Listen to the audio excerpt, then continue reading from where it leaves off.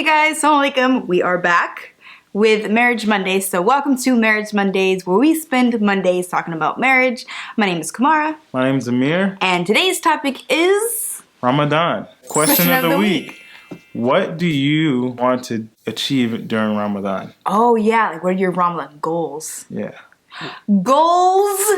Yeah. Ramadan, as we all know, is coming up in the next couple of days. So it's a perfect time to talk about your first Ramadan and how survive your first Ramadan together. Yeah. It could be hard.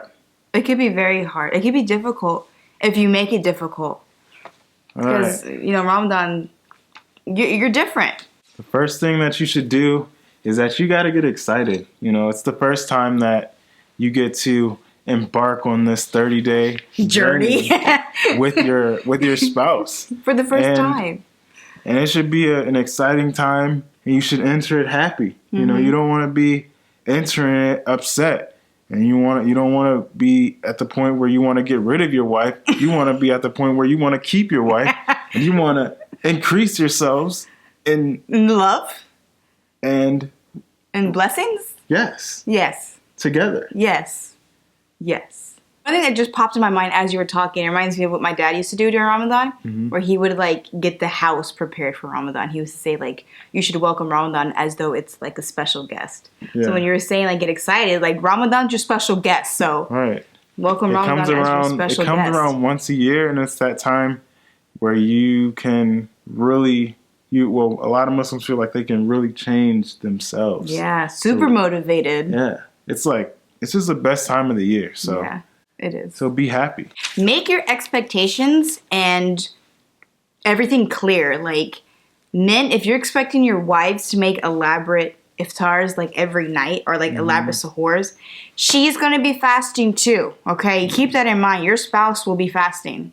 But the one thing also is that, you know, you're only really going to be able to eat elaborate sahurs and iftars for like a week or so, because after that, you're going to be pretty much finished with eating. Yeah. Because you're going to be, your stomachs are going to be so small. Yeah, it's like, you can't continuously eat that much food during Ramadan. But I'm saying, like, you can't expect someone to, like, always make you, like, this huge meal. One, that defeats the purpose of, you know, like, Ramadan. You're, like, you're not supposed to fill yourself up. 1/3 of 1/3 of 1/3. You know what I'm saying? 1/3 and 1/3 and 1/3. Food, air, and water. Food in and water. Why are you looking at me like that? Go, babe. Oh, you made this face. No, I knew you'd have that reaction, so I just figured I'd just keep looking at you until you crumbled. Wow. Okay. Well, she was broken. Like I said, make your expectations clear. Mm-hmm. The next thing that you should do is, together, you guys should set goals. So I broke it down into 3 goals that you could set. One, the first being, like, what do you want to do during Ramadan, right? Do you want to, if you're not praying 5 times a day, do you want to pray 5 times a day during Ramadan? Do you want to go to the masjid for Fajr? What do you want to do, right? And then what can you do collectively together, right? It's a time that you can build your relationship with your spouse and with Allah at the same time. So it's like you can kill 2 birds with 1 stone, right? Mm-hmm. It's really, I mean, it's a great opportunity. So figure out, you know, maybe there's an hour out of the day where you can both spend reading Quran, doing dhikr, learning about Islam, learning about Allah, learning about the Prophet. Whatever it is that you want to do, figure out something that you can do together.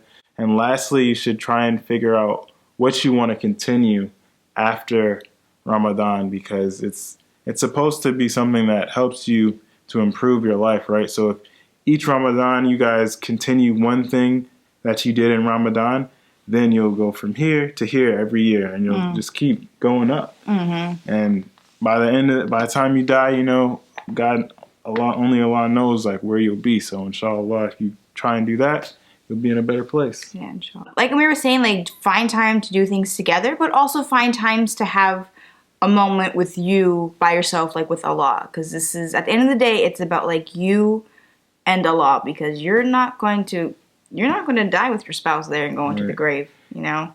To be honest, you're not even going to see your spouse at the masjid. True.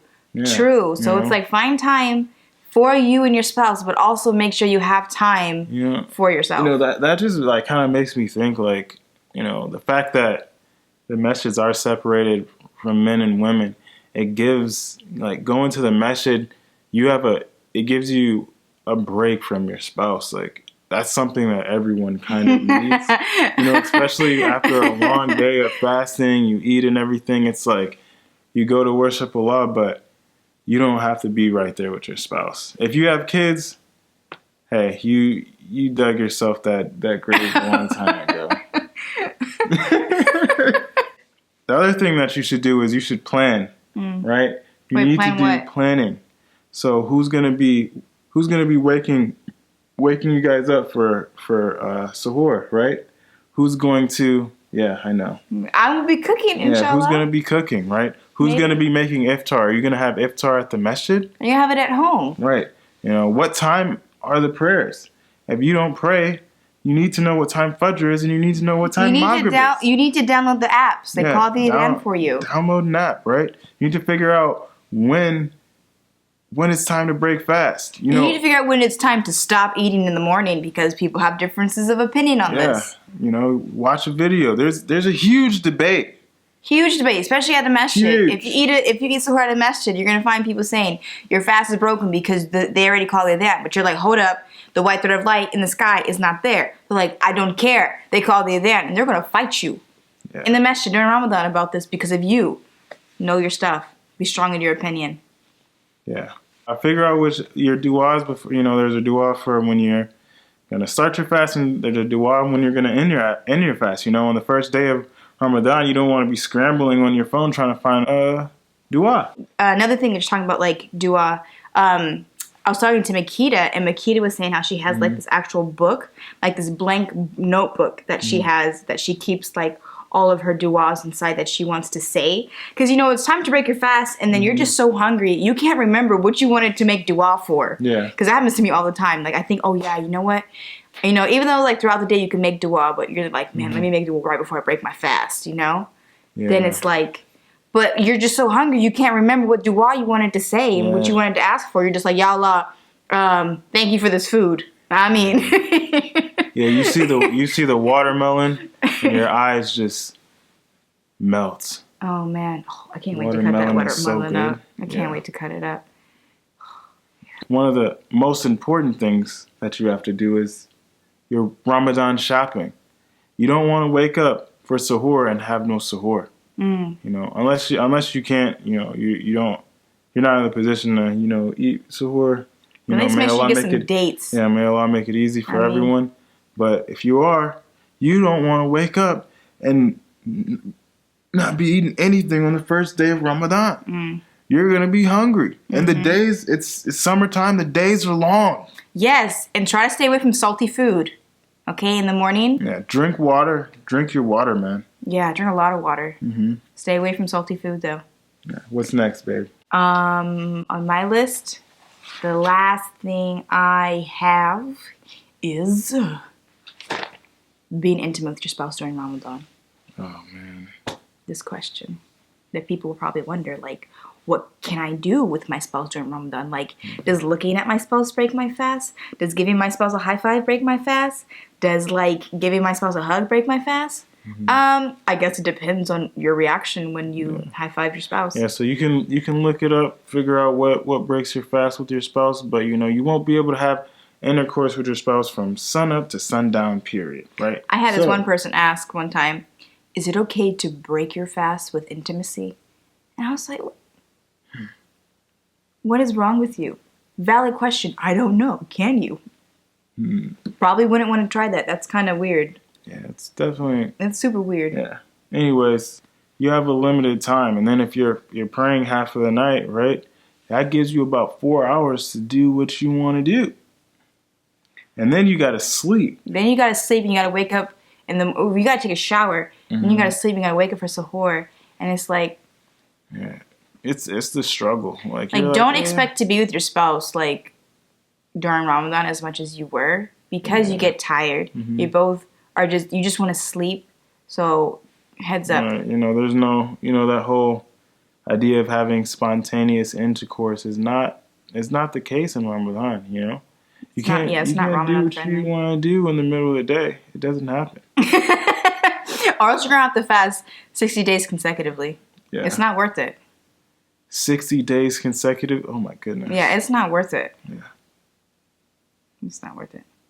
That's harder than drinking alcohol. Yeah. Yeah. Maybe. No.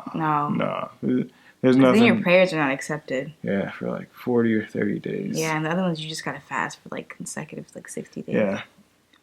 Anyways, last but not least, like I said in the beginning, be excited for what's to come. I'm excited for this upcoming Ramadan. I hope that Allah makes it easy for all of us to become better Muslims and do great things during Ramadan. May He accept our fast and grant us forgiveness. I mean, also, real quick, I had a live video earlier today on Instagram. People said they would prefer weekly vlogs more than daily vlogs.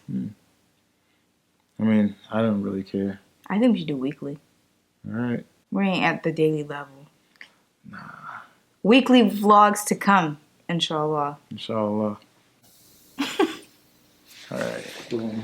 Done.